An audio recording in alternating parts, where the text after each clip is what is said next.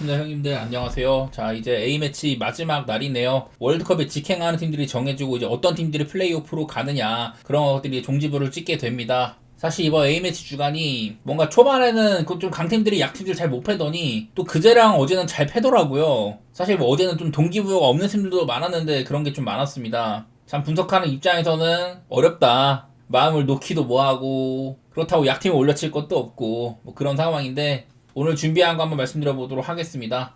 자, 첫 번째로 오스트리아 대 보스니아 경기입니다. 여기는 마지막까지 알 수 없는 경기가 돼버렸어요. 현재 상황상으로 조 1, 2등이고 보스니아가 사실 좀 요즘에 망했었는데 2등까지 올라왔습니다. 플레이오프를 갈 수 있을 걸로 보여요. 만약에 그리고 여기서 어려운 오스트리아 원정이지만 혹시나 잡아버린다, 그렇게 되면 역전해가지고 직행할 수도 있는 상황입니다. 하지만 뭐 가능성은 좀 낮아 보긴 하는데, 어쨌든 오스트리아 입장에서 지면은 순위가 역전을 당하고 무조건 확실히 하려고 할 거예요. 워낙에 조가 사실은 오스트리아도 뭐 그렇게 엄청 막 강팀급이 아닌데 높은 포트를 받아가지고 쉬운 조에 걸린 셈입니다. 실점도 뭐 3실점밖에 없었고, 루마니아 원정에서 지난달에 한번 털렸었는데 그래도 여태까지 홈에서는 뭐 잘 해오긴 했었어요.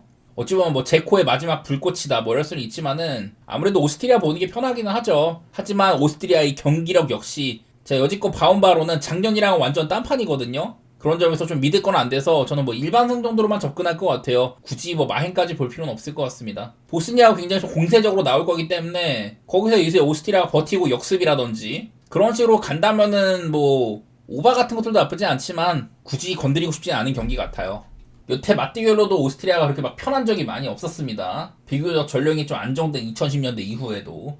다음은 벨로루시 대 그리스입니다. 둘 다 이제 탈락 확정이고요. 플레이오프 가능성조차 없어가지고 그냥 동기부여가 없는 경기들이에요. 문제가 되는 건 이제 벨로루시가 덴마크의 발목을 잡아버렸다는 거. 원래 그 정도 급은 전혀 아닙니다. 원래 덴마크는 홈에서 센데 어찌 보면 이변 중에서도 이변이라고 할 수가 있어요. 지난 경기 무승부는. 또 이제 그리고 그리스도 그동안 좀 흔들렸었거든요. 얘네가 그 전에 이렇게 한 9월, 10월 달에 좀 안 좋았었는데 스코틀랜드를 홈에서 잡으면서 또 막판에 퇴장당하고 살짝 추격당하긴 했지만은 어쨌든 그리스가 내용이 훨씬 더 좋았습니다. 역습도 잘 살리고 스피드 살리고. 확실히 그리스가 윗급은 맞는 매치예요. 다만 이것도 이렇게 동기부여가 아예 없는 그런 매치업이어서 마헨을 보기에는 좀 친선전급이다? 사실 뭐 중립구장 매치여서 벨로루시의 홈빨 이런 건 없지만은 마헨 보기에는 친선전급이라 조금 조심할 필요가 있을 것 같네. 근데 여태까지 해온 걸로는 그리스가 확연하게 벨로루시보단 나은 팀이었고 능동적으로 공격 기회 창출도 잘하는 팀이거든요. 전 이 경기를 건드릴 거라면은 마헨을 봐야 된다고 봅니다. 충분히 뭐 그런 능력도 있어 보이고요. 다음은 벨기에 대 리히텐슈타인입니다. 벨기에조차 여기서 아직 확정을 짓지 못했어요. 밑에 보면 막 북마케도니아, 웨일즈, 카자흐스탄, 리히텐슈타인 이런 애들인데도 벨기에가 이제 마지막까지 알 수가 없습니다. 북마케도니아랑 웨일즈가 오늘 부는데 얘네들이 승점 동률이거든요. 그래서 만약에 어느 한쪽이 이긴다, 그럼 벨기에는 반드시 이길 필요가 있겠죠. 물론 뭐 무승부도 상관없지만은 최종 상대가 이제 리히텐슈타인, 예선 7경기 0득점 24실점. 제가 저번에도 이 리히텐슈타인이 현재 A매치 53경기 7무 46패다, 유럽에서 축구 제일 못하고 있다, 그런 말씀 드렸었잖아요. 벨기에는 저번에 리히텐슈타인 원정 가서도 6대0으로 이긴 적이 있었습니다. 그냥 개 마행각이라는 소리예요. 보니까 뭐 이거를 핸디값도 6이나 뭐 7을 줬던데, 벨기에가 아무리 좀 망가졌어도 이번에도 보면 7경기 동안 무승부가 3번이나 되거든요. 이렇게 망가졌다고 하더라도 학살할 팀은 한다, 뭐 그런 마인드여서, 이게 배트맨에 주어진 배당이 일반승조차 없는 6만엔부터 시작이라면은 저는 그거는 좀 고민해야 된다고 보거든요. 왜냐면은 그래도 일단은 골드실이 많이 앞서고 적당히 뭐 4대0으로만 패도 상관이 없습니다. 그런 것들 때문에 정말 이제 9대0이나 뭐 8대0 이런 거는 잘 안 나오는 점수고, 저는 그냥 햄무 쪽으로 접근하는 게 맞다고 봅니다. 그러니까 바로 6만은 해봤자 뭐 고배당에서 건드리는 정도고, 6햄무나 7햄무 완전 정말 안 나오는 그런 대량 학살, 그 정도까지는 좀 애매해 보이네요. 본다면은 그냥 뭐 6햄무, 7햄무 이런 거 받을 것 같습니다. 언더오버는 5.5던데 사실 막 5대0보다도 저는 그 이상이 좀 더 높아 보이긴 해요. 다음은 불가리아 대 조지아입니다. 여기도 두 팀 다 뭐 탈락이 확정이 됐습니다. 위쪽에 있는 스페인이랑 터키가 굉장히 열심히 싸우고 있는데 얘네들은 승점을 많이 못 얻었어요. 원래 같으면 조지아가 약간 복병이 돼야 되는데 승점을 3점밖에 못 얻었다. 그 이제 1승이 뭐 불가리아 잡은 거였었죠. 홈에서 3대0으로 무난하게 승리를 했는데 그만큼 불가리아가 지금 밑바닥 중에서도 밑바닥입니다. 이름값으로는 좀 예전에도 월드컵 나가고 막 4강까지 갔지만은 지금은 전혀 그런 전력이 아니에요. 이번 예선도 1득점 18실점이다. 그만큼 뭐 인재풀도 망하고 조지아의 공격력이 돋보이는 경기가 될 것 같은데, 어찌 보면 조지아도 원정에서 약간 아쉬운 면이 있거든요. 그래도 불가리아도 넣으면 네이션스 C에 위치하는 팀이라서 뭐 무승부 가능성도 없지는 않은데 그거보다는 그냥 조지아의 원정성이 좀 더 괜찮을 것 같긴 합니다. 전력차가 저는 그렇게 좀 있다고 봐서요. 막 뜬금 불가리아가 뭐 한두 골 넣는 그런 경기가 될 것 같기도 한데 조지아가 조금 더 우세한 거는 맞습니다. 그 정도에 그치는 매치일 것 같아요. 다음은 코소보 대 스위스 경기입니다. 여기도 마지막까지 알 수가 없기는 해요. 현재 13점, 10점으로 코소보가 추격을 하고 있는 모양새인데 근데 뭐 득실차가 11점이나 납니다. 코소보가 이제 A매치 한 2016, 17년쯤에 그때 등록이 됐는데 그때부터 이제 피파 예선이나 유로 예선 막 이런 데 나왔어요. 이후로 뭐 스위스나 알바니아계 이런 선수들이 이제 좀 국적 회복을 통해 가지고 코소보의 전력이 그래도 리그 B에서 C상에는 왔다 갔다 하죠. 스위스랑 관계는 상당히 좀 우호적인 편입니다. 그래갖고 여태 맞대결상으로는 3전 3무였었어요. 그러니까 코소보가 스위스 상대를 의외로 선전을 했다는 소리가 되는 건데 바로 이번 예선에서는 4대0으로 개털리기도 했었습니다. 그래서 아까 말한 것처럼 1, 2매치지만은 득실차가 11이라서 가능성은 적어 보여요. 사실 스위스는 뭐 져도 상관이 없다는 소리가 되는 겁니다. 크게 지지만 않으면은.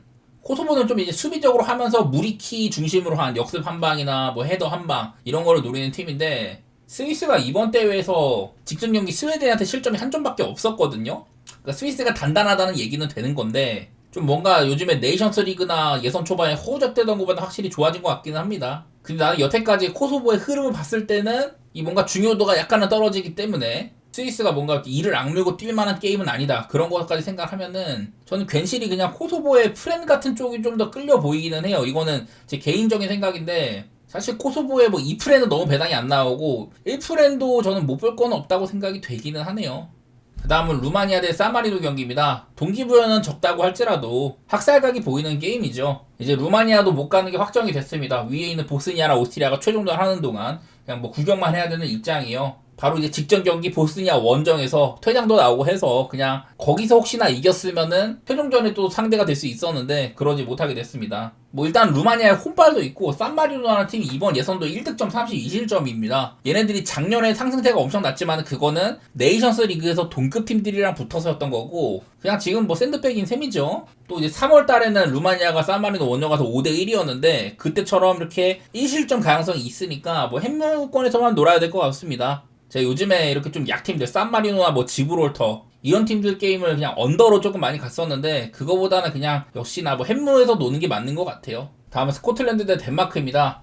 덴마크가 홈에서 무려 벨로루시랑 비겼었잖아요. 그때 또 스코틀랜드도 그리스 원정에서 자빠졌습니다. 직전 경기 때는 둘 다 승점 드랍을 한 셈인데 그러다 보니까 이렇게 최종전에 혹시라도 스코틀랜드가 홈에서 덴마크를 잡아버리면 역전해갖고 올라갈 수도 있는 거거든요. 참 직전 경기 덴마크가 너무 무기력했던 것 같아요. 사실 실점들은 개인적으로 베스토고로의 좀 안 좋은 면모라든지 느릿느릿한 부분이나 라인도 제대로 못 짜는 뭐 그런 것들이 보였던 것 같은데 이게 스코틀랜드가 여지껏 마지막 월드컵이 1998년이에요.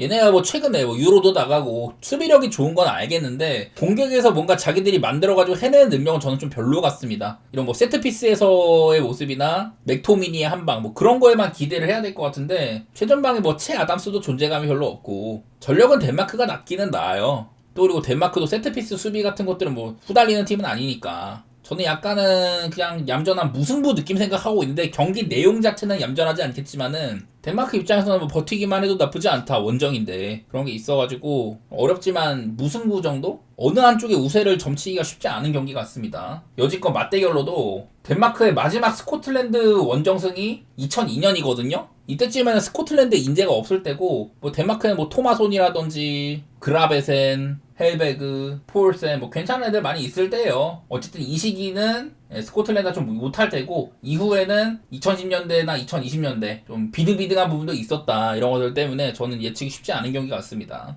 또 이제 스페인과 트리키의 경기인데 이거는 좀 스페인이 너무 천의 것 같긴 합니다. 저번에 터키 원정을 6대0으로 대학살을 했었어요. 현재 승점은 이제 3점 차지만 득실이 14라 가지고 뒤집힐 가능성이 없다고 봐야 됩니다. 아까 위에 봤던 뭐 스위스 게임이랑 비슷합니다. 심지어 스페인이 홈이라는 것도 있고 스페인은 19득점 무실점이었던 거에 반해 터키는 2위지만 15득점 10실점으로 실점도 상당히 많은 게 부둔에 띕니다. 물론 이 중에 절반 이상이 스페인한테 혼자 두드러 맞는 거지만은 터키의 공격력도 괜찮다는 얘기가 되기는 해요. 근데 이게 또 스페인의 혼발이 엄청난 게 얘네들이 그냥 쭉 보시면은 아주 뭐 파란 색깔 일색입니다. 여기 이제 콜롬비아랑 만난 거는 이거는 중립구장 경기였었고 2018년 이후에 스위스한테 한번 진 거 말고는 30승 6무 8연승을 달리고 있습니다. 그렇게나 이제 혼발을 많이 맞는 팀이기도 해가지고 터키의 장점 이런 공격력들이 많이 좀 안 나올 것 같은 매치거든요.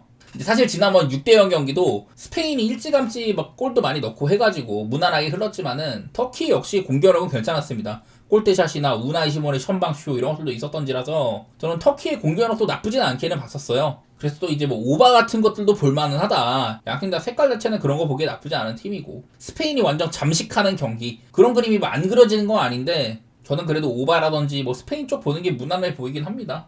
스페인의 뭐 2마인 이상은 저는 고배당으로나 볼 것 같고 1마인도 1.5 정도면 저는 괜찮은 것 같기는 하네요. 여태까지 맞대결로도 뭐 무승부가 종종 있긴 했지만 전부 다 터키 원정이었었고 스페인이 홈에서는 맞대결 5전 전승에다가 꽤나 괜찮은 것들이 좀 보이네요. 스페인 좋게 볼게요. 그리고 스웨덴 대 슬로베니아 여기도 동기부여가 아예 없습니다. 스위스나 코소보가 최종전 하는 거를 그냥 지켜봐야 되는 꼴이에요. 사실 여기는 뭐 스위스가 그나마 1강이고 남은 애들이 비슷비슷했는데 생각보다 스웨덴이 너무 못했죠. 특히 수비가 너무 안 좋아가지고 거기서 일단 힘을 못 받았고 공격도 뭐 괜찮은 애들이 많이 등장을 했지만은 뭐 부상도 많이 겹친 데다가 네이션스리그에서 좋은 면모를 네이션스리그에서 종종 보였던 그런 공격력들을 이어가지 못한 것 같아요. 지금 스웨덴이 뭔가 좀 과도기인데 특히나 이번 월드컵 예선 기간에는 이삭 비롯해가지고 여러 선수들의 부상이 좀 많이 있었던 것 같습니다. 쿨루스키도 없고 어쨌든 슬로베니아는 직전 홈에서도 코소보한테 질 정도로 되게 엉망이었었고요. 지금 이제 세슈코도 이탈해 있는 상황입니다. 팀의 핵심 공격수가. 사실 뭐 지난번에 스웨덴의 스위스 원정도요. 그렇게까지 엄청 못하진 않았거든요. 경기 자체는 이제 뭐 대패를 했지만은 그건 좀 이제 기운 상황에서 오바를 하다가 약간 좀 당한 거라고 보이고 제가 지난번에 얘네들 맞대결 때 오바를 봤는데 그때는 둘 다 좀 오바를 볼만한 기세가 있었습니다만은 지금은 뭐 딱히 그런 것 같지는 않네요. 그때는 뭐 골키퍼의 실책이나 이런 것도 겹친 오바였었던지라 다시 뭐 오바를 보거나 할 것 같지는 않고 전 무난하게 뭐 스웨덴이 조금은 앞선다? 홈이기도 하고 그런 부분만 조명해 보도록 하겠습니다. 저는 다시 오바는 못 보고 굳이 보라면 언더 볼 것 같아요. 그리고 다음 웨일즈 대 북마케도니아인데 여기가 이제 벨기에 다음입니다. 둘 다 승점이 13점이고 득실차는 5점이에요. 그러니까 웨일즈가 리히텐슈타인을 개패고 득실차를 좁혔어야 되는데 지난번에 1대0으로밖에 못 이겼습니다. 그만큼 웨일즈의 공격력이 아쉽다는 얘기가 되는 거고 실점도 10점이나 된다. 반대로 북마케도니아는 실점이 3점밖에 없어요. 벨기에랑도 2번이나 비겼습니다. 그만큼 집중력이 있다는 뜻이 되는 거거든요. 난 그래서 배당 대비 웨일즈 홈이라고 할지라도 오히려 북마케도니아의 프랜사이드가 나아 보인다. 좀 그렇게 보이는 경기네 이거는. 웨일즈가 홈에서 여기서 이기지 못하면은 플레이오프를 못 나가는 그런 매치인데 여지껏 보여준 걸로는 저는 북마케도니아가 좀 더 나았다고 생각이 됩니다. 맞대결 상으로도 꽤나 호각이었던 것도 있고 지난번 북마케도니아 홈 경기 때도 둘 다 이제 골들이 91분에 북마케도니아 골 96분에 웨일즈 골 이런 식으로 결정이 난지라 참 말도 안 되는 무승부였거든요. 저는 뭐 북마케도니아 1프렌 내지 뭐 언더 무승부 그런 쪽으로 볼 것 같습니다.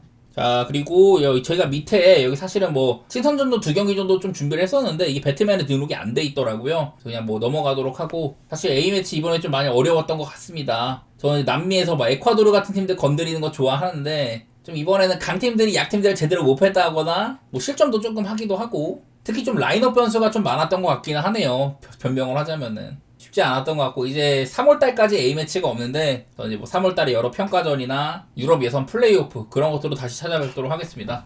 도움되셨기를 바라고 여기서 마치도록 하겠습니다. 감사합니다.